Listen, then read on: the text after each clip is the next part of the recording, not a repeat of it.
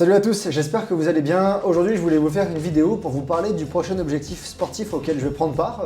Le départ est dans 3 jours exactement, à savoir l'UT4M taille fer, le 40, le 40 taille fer qui en fait est un 50 km, je reviens dessus par la suite.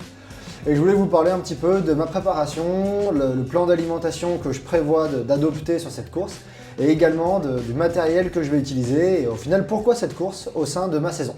Alors pour ceux qui ne connaissent pas encore l'événement, l'UT4M, UT4M ça veut dire Ultra Tour des 4 Massifs. C'est un trail qui est assez connu autour de Grenoble, puisque en fait il parcourt les 4 massifs les plus importants qu'il y a autour de Grenoble. Donc il commence par le massif du Vercors, puis le massif du Taillefer, le massif de Beldon, le massif de Chartreuse, jusqu'à revenir à Grenoble. Le départ est dans le centre de la ville et l'arrivée est également au même endroit dans le centre de la ville. Donc c'est une course qui a pris de l'ampleur ces dernières années, et petit à petit il y a différents formats qui sont apparus, dont l'UT4M 40 auquel je participais, qui est en fait un quart de la grande course de l'Ultra qui fait 170 exactement. Donc l'événement a divisé l'Ultra en 4 parcours de à peu près 40 km et les a appelés les UT4M 40. Moi j'ai choisi de prendre part à l'UT4M Taillefer, donc le deuxième qui se passe le deuxième jour. C'est un peu marrant parce qu'en fait c'est pas du tout un 40 mais c'est un 50 km, il est annoncé à 49,8. Donc voilà, c'est une course de 50 km à laquelle je prends part. Le départ est vendredi matin, elle fait 3500-3600 mètres de dénivelé positif et à peu près pareil en dénivelé négatif.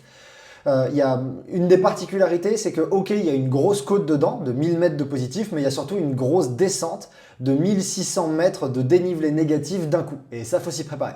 Alors pourquoi je participe à cette course, au-delà du fait que je suis un petit peu chauvin de ce qui se passe à Grenoble et que j'aime bien les événements de ma région, elle se place super bien dans le calendrier par rapport à ce que je prépare, à savoir que mon vrai objectif de la saison, c'est l'échappée belle 90, je reviendrai dessus dans d'autres vidéos.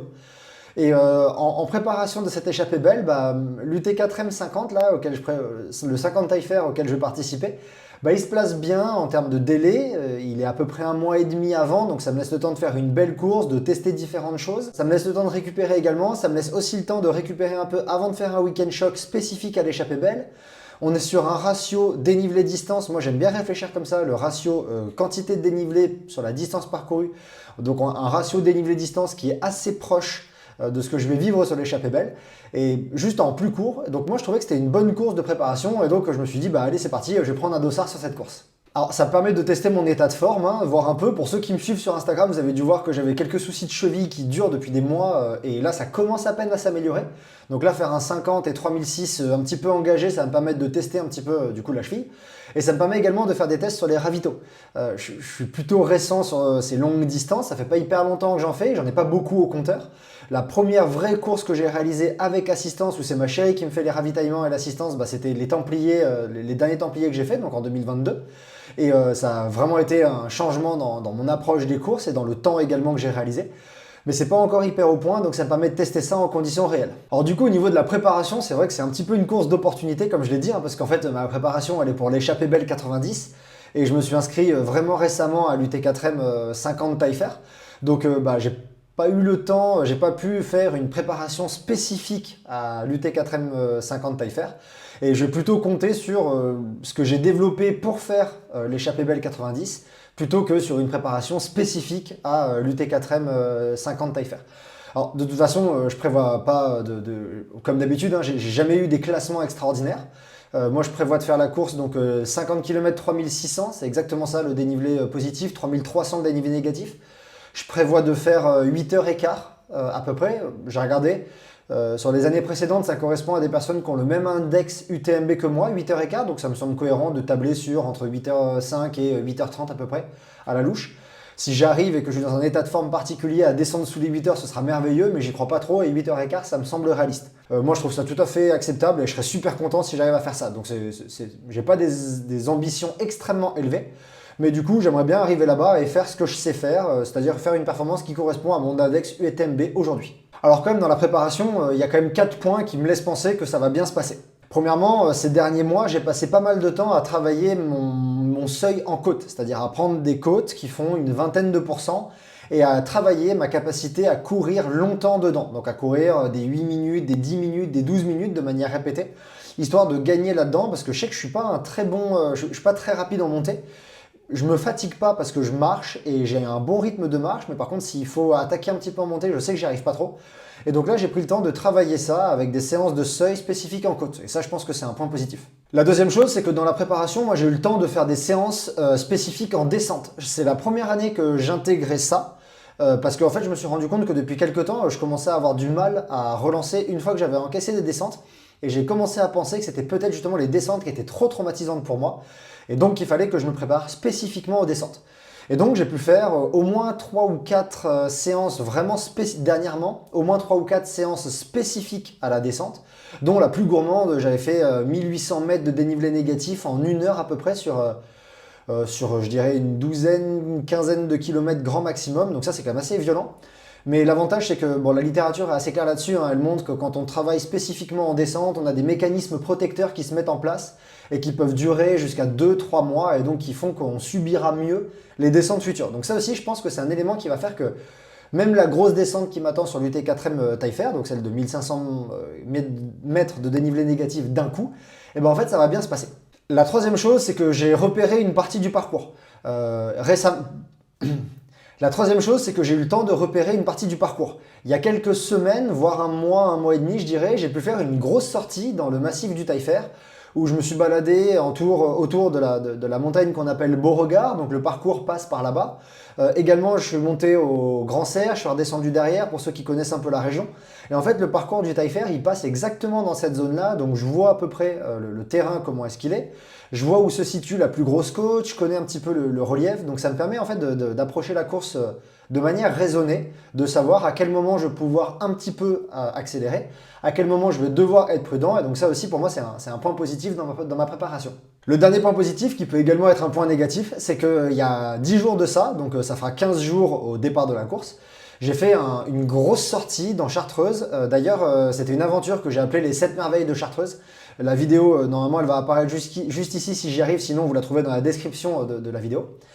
Mais du coup, j'ai fait une vidéo sur cette aventure. C'était une aventure de 60 km et 4500 mètres de dénivelé et que j'ai terminé plutôt bien. J'étais pas mal, à part un gros coup de chaud sur la fin parce qu'il faisait une chaleur dantesque, mais à part ça, j'étais plutôt en forme. Et en fait, c'était 60 km, 4500 mètres de dénivelé négatif et positif, et ça, j'ai réussi à le passer. Et là, ce qui m'attend, c'est 50 km et 3500 mètres de dénivelé positif et négatif. Donc en ayant passé ça il y a 15 jours, et là j'ai fait 15 jours d'affûtage du mieux possible, en me reposant bien, en mangeant bien, en faisant une bonne recharge glucidique, et ça me laisse entendre que je vais arriver en forme au départ et que si j'ai réussi à faire ça il y a 15 jours et que j'ai bien récupéré, je vais pouvoir faire une performance dont je serai content dans 3 jours au départ sur l'UT4M 50 Taillefer. Alors maintenant, je voudrais vous parler un petit peu du matériel que j'ai prévu d'emmener avec moi sur cette UT4M Taillefer 50 km.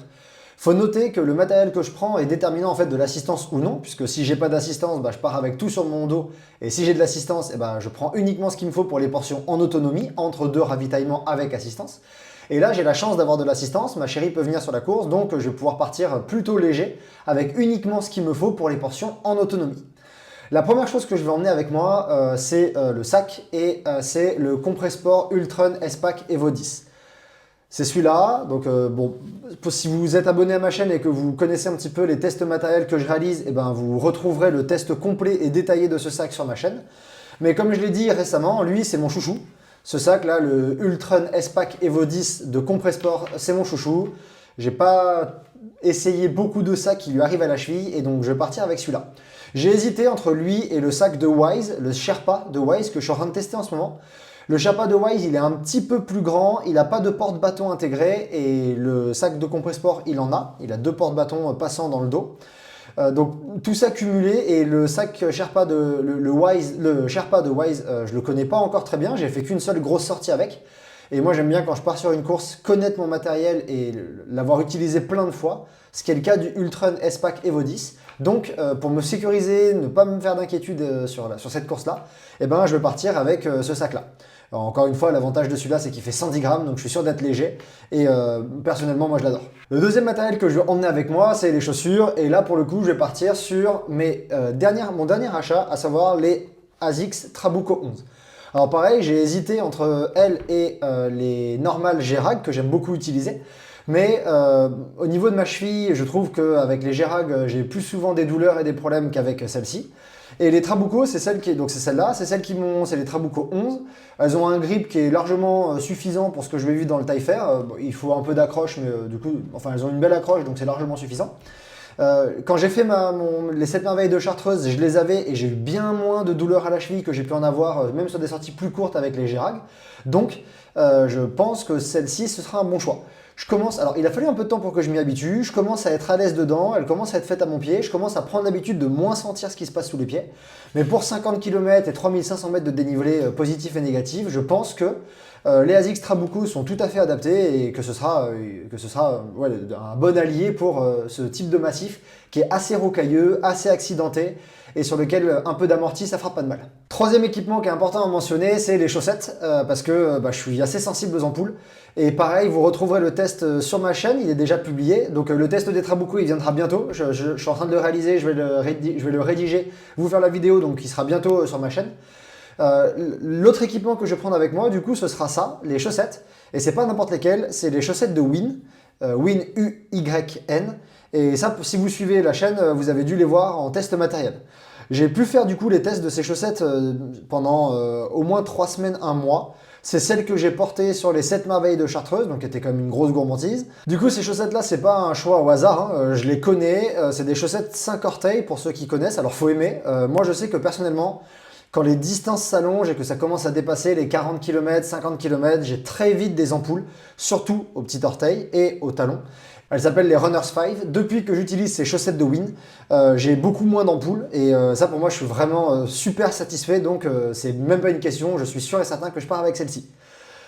Si ça vous intéresse, bientôt il y a un comparatif des 3 plus grands modèles de Win qui sera disponible sur la chaîne, donc je vous invite à suivre ça et à vous abonner par exemple pour être au courant quand la vidéo sortira. Concernant les vêtements, il n'y a pas de folie, hein. Moi j'ai un cuissard X Bionic que j'utilise depuis des années, que je trouve parfait, il est super simple, il n'y a pas de poche, il n'y a rien du tout, il est juste léger, respirant et il tient pas trop chaud, donc je vais partir avec sur les jambes. Et pour le haut, je compte partir avec ce t-shirt de Compressport. Alors c'est un des t-shirts les plus basiques qui soient de leur gamme, c'est vraiment leur t-shirt multisport, mais en fait je le trouve hyper léger. Et je sais pas si vous le voyez bien sur la vidéo, mais il y a des aérations dans le dos, il est hyper léger, hyper confortable. J'ai pas besoin de plus pour un t-shirt, pour moi c'est parfait, il est respirant et sachant que la journée s'annonce assez chaude, et ça me paraît être un très bon choix que ce t-shirt de Compressport. Alors concernant les lunettes, puisque comme vous pouvez le voir j'en porte, j'ai en test qui sera bientôt publié sur le blog écrit et sur la chaîne YouTube, les Julbo réactives que j'ai pu avoir par Outdoor View. Donc c'est un spécialiste de lunettes d'outdoor, corrigées ou non. Et donc moi là j'ai pu avoir depuis quelques jours une version corrigée des Julbo réactives qui sont assez connues. Elles sont corrigées à ma vue et elles sont photochromiques. Je suis en train de les tester. Pour l'instant, les sorties que j'ai fait avec, j'étais complètement conquis. C'était génial. Ça me change complètement des lunettes que j'avais avant. Donc je sais pas si vous voyez bien, mais là il y a le milieu qui est corrigé et le reste non. Et donc ça va être le moment de les tester pour de vrai, ces lunettes-là, et de voir ce que ça donne. À savoir que moi, mon principal problème, c'est que j'avais de la buée, etc.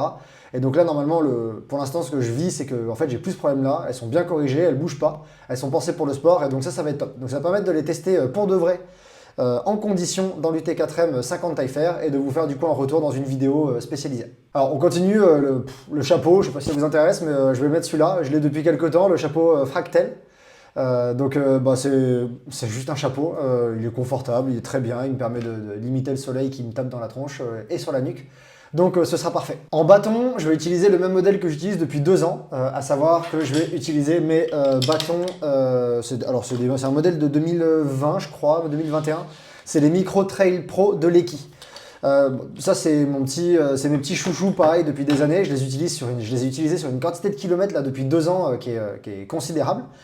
Donc bon, c'est un vieux modèle, il y a des plus récents qui existent qui sont plus légers, mais je les possède pas, donc je vais partir avec ceux-là parce que j'ai l'habitude de les utiliser et que je les aime bien, ils fonctionnent encore super bien, donc voilà, moi ça me va. Et enfin, dernier matériel avec lequel je pars sur moi sur tous mes entraînements et sur toutes mes courses, c'est ça. Alors quel que soit le modèle, que soit la marque, c'est une ceinture de fréquence cardiaque. Moi j'utilise la Garmin HR Pro. Alors vous utilisez celle que vous voulez, vous faites comme vous voulez, mais personnellement, je conseille à tout le monde, d'ailleurs aux athlètes que j'entraîne, je leur conseille à tous de partir sur une compétition avec une ceinture de fréquence cardiaque et avec une alerte de fréquence cardiaque sur la montre. D'ailleurs sur la montre, je vais prendre celle-là, je vous en parle dans 2 secondes. Pourquoi est-ce que c'est important pour moi d'avoir une ceinture de fréquence cardiaque? C'est parce que sur une compétition, on a très vite fait de s'emballer, de se sentir pousser des ailes, de vouloir accélérer, et en fait de se mettre dans le rouge beaucoup trop tôt, et donc de le payer et d'exploser en fait comme ça arrive souvent. Donc pour moi, c'est un indispensable des courses, une ceinture de fréquence cardiaque, et on surveille sa FC pendant la course pour être sûr de garder un peu de réserve et de monter dans les tours au moment où on souhaite monter dans les tours. Et du coup, pour la montre, comme je vous le disais, c'est celle-ci. Pour moi, j'utilise la Coros Apex 2 Pro depuis quelques mois maintenant, et j'en suis super satisfait. Vu l'autonomie qu'elle a, je suis sûr qu'elle va tenir très largement toute la course, donc je vais partir avec celle-là. Alors, on va remballer un peu tout ce bazar, et je vais vous parler de ma stratégie nutritionnelle sur la course. La stratégie nutritionnelle, pour moi, c'est un point qui est super important parce qu'en fait, si on calibre, à mon sens, si on calibre pas bien ce qu'on a prévu de manger pendant une course, eh ben, on court au casse-pipe et ce qui risque d'arriver, c'est qu'on va faire une hypo ou alors on va trop manger, c'est également possible, et on va pas avoir les bons apports par rapport à ce dont on a besoin pendant l'événement. Donc au niveau de la stratégie alimentaire, moi je vais partir avec tout ça et je vais vous détailler un petit peu ce que c'est. Ma stratégie à moi, quand je pars sur une course ou sur une sortie longue, c'est de manger des petites quantités régulièrement et plutôt du sucré sur des portions en autonomie et du salé au ravitaillement. Pourquoi? Parce qu'en fait c'est facile. C'est facile de transporter des aliments sucrés, ça représente la majorité du marché, et c'est facile de manger salé au ravitaillement parce qu'on trouve par exemple du fromage, des chips, des tucs, ou alors par exemple parce qu'on croise quelqu'un qui nous apporte du salé. Avec cette stratégie-là, moi ce que je fais, c'est que je mange et je bois sucré et de l'eau toutes les 20 minutes. Toutes les 20 minutes, je consomme un petit quelque chose, je bois un petit peu de ma boisson sucrée et je bois un petit peu d'eau. Concernant l'alimentation, la plupart du temps, ce que je mange toutes les 20 minutes, c'est ces petits carrés-là. C'est les carrés de la marque BIA, donc c'est comme une barre, sauf que c'est un petit carré. Chacun fait 20 grammes et a à peu près une quinzaine de grammes de glucides. Donc ça, je consomme un carré toutes les 20 minutes. Donc par heure, ça m'en ferait en théorie 3. Sauf que je me suis rendu compte que quand j'en consommais 3 par heure de carré, j'avais tendance à me sentir un petit peu lourd et c'était un petit peu trop de solide. Donc ce que je fais, c'est que je coupe au milieu avec, pas le choix, un gel Morten, je pense que vous connaissez tous la marque. Morten, je le consomme uniquement parce que j'ai pas le choix et que c'est un gel qui apporte beaucoup de glucides avec très peu de goût et que moi du coup ça m'évite de l'écœurement sur du long terme, en tout cas ça retarde l'écœurement. Je suis pas très fan des composants, de ce qu'il y a dedans, il y a plein de trucs qui sont pas naturels et c'est pas top niveau composition, mais le fait est que c'est sucré, ça n'a pas beaucoup de goût, donc c'est efficace. Donc en fait ce que je fais, c'est que je mange un carré BIA, un gel Morten, un carré BIA, et ça fait 1 heure. Et à partir de là, je repars sur l'heure suivante. Donc un deuxième carré BIA, un gel, un carré BIA, et ainsi de suite. Concernant la boisson, moi je consomme majoritairement, pareil, la boisson, la BIA Panela de BIA Energy. C'est une boisson qui est à base d'ingrédients naturels, à base de rapadura, c'est un sucre naturel complet, donc qui amène plein d'électrolytes et des glucides. Globalement, à l'effort, c'est tout ce dont vous avez besoin, hein, des électrolytes, des glucides. Et donc ça, j'en mélange, si je dis pas de bêtises, j'en mélange à peu près 50 à 80 grammes selon la durée des fractions, donc des parties en autonomie. Sur du T4M, 50 Taillefer sera plutôt 50 grammes. J'en mélange 50 grammes dans une flasque de 500 ml que je bois en 2 heures ou 3 heures selon la durée. Donc si c'est 3 heures, je vais plutôt mettre 80 grammes et si c'est 2 heures, je vais plutôt mettre 50 grammes. Et dernière chose, à partir de la moitié de la course à peu près, donc à partir du kilomètre 20, je vais dire, je vais intégrer un nouveau type de boisson. Aujourd'hui, BIA Energy ne propose malheureusement pas de boisson avec caféine. Et je préfère tabler sur une boisson caféinée pour mes apports en caféine plutôt que sur de l'alimentation. Parce que parfois je ne peux plus manger alors que boire sucré, normalement j'y arrive toujours. Du coup, à partir de la moitié de la course, je vais intégrer à la place de la BIA Panela la boisson de Morten caféinée, donc qui s'appelle la Drink Mix 320 CAF 100, qui me permet d'avoir des apports en caféine. Donc ça, si je le bois, donc c'est 100 mg par sachet de caféine, donc si je le bois sur 2 heures, ça m'en fait 50 par heure. Généralement, j'essaie d'être dans ces eaux-là, environ 50 mg de caféine par heure. Je sais que sur la première portion, le sachet va devoir me durer 2h40, voire 3 heures maximum. Donc je vais peut-être intégrer des petits carrés BIA caféinés exceptionnellement. Mais voilà, en gros, ma stratégie, c'est à partir de la moitié de la course, intégrer de la caféine. Voilà, vous savez tout sur ma préparation, ce que j'attends de cette course, pourquoi je l'ai faite et ma stratégie alimentaire sur cette course. J'espère que cette vidéo aidera des gens qui préparent des courses similaires ou même celle-là à vous préparer. Si jamais vous avez des questions, n'hésitez pas à me contacter. Vous pouvez m'envoyer un message ou mettre un commentaire sur la vidéo YouTube ou me suivre sur Instagram. Il y a tous les liens qui sont dans la description de la vidéo. Et d'ici là, moi je vous dis à bientôt pour une prochaine compétition ou une prochaine aventure.